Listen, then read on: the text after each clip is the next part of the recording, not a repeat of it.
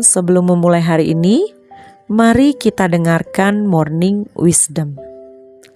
Pernahkah kita berpikir berapa jumlah orang Israel ketika mereka meninggalkan perbudakan Mesir? Kitab Keluaran mencatat jumlahnya sekitar 600.000 laki-laki dewasa. Itu belum termasuk anak-anak kecil, anak-anak bayi, anak-anak remaja, dan juga belum termasuk perempuan. Serta banyak orang dari berbagai bangsa yang menggabungkan diri dengan mereka. Para ahli kitab memperkirakan totalnya sekitar 2 sampai 2,5 juta orang.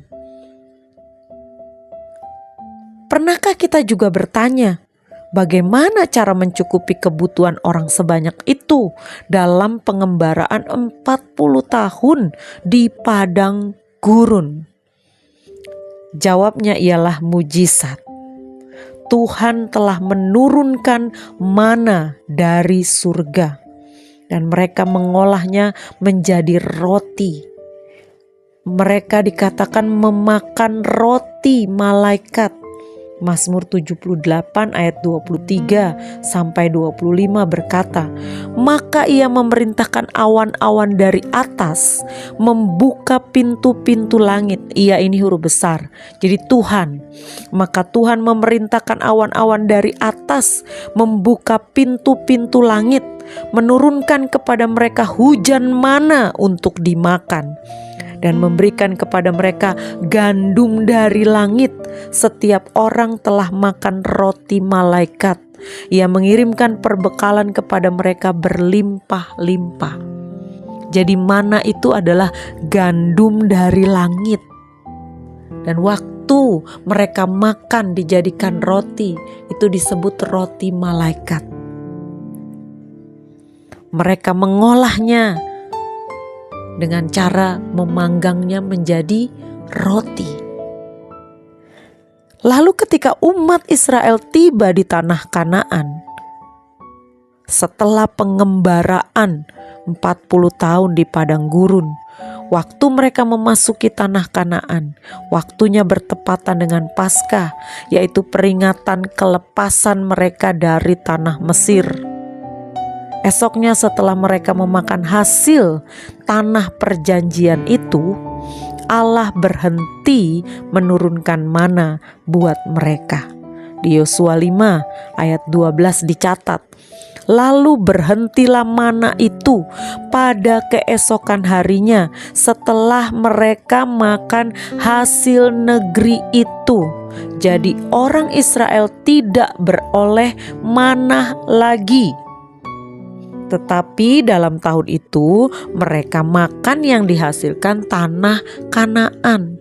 Jadi selama mereka di padang gurun, selama pengembaraan, mereka dipelihara oleh roti mana, roti dari surga, roti malaikat. Tapi waktu mereka sampai di tanah Kanaan yang berlimpah susu madu seperti janji Tuhan, mereka mulai makan dari apa yang dihasilkan mereka di negeri itu. Hasil dari negeri itu yang diolah oleh mereka, itulah yang mereka makan. Itulah yang memelihara hidup mereka di tanah Kanaan. Jadi pemeliharaan Tuhan atas kita umatnya akan terjadi dari berbagai macam cara. Melalui hasil usaha dan pekerjaan kita, melalui keluarga kita, mungkin juga kita mendapat berkat, kemurahan hati dari orang-orang di sekitar kita. Dan jangan lupa melalui mujizatnya. Sesuatu yang tidak pernah kita pikirkan. Seseorang yang mungkin saja tidak ada dalam benak kita, justru menjadi orang yang memberkati hidup kita. Jadi dia menyediakan, Tuhan menyediakan serta mencukupkan keperluan kita melalui berbagai macam cara. Karena itu, patutlah kita senantiasa menyadari serta mensyukuri berkat-berkat-Nya.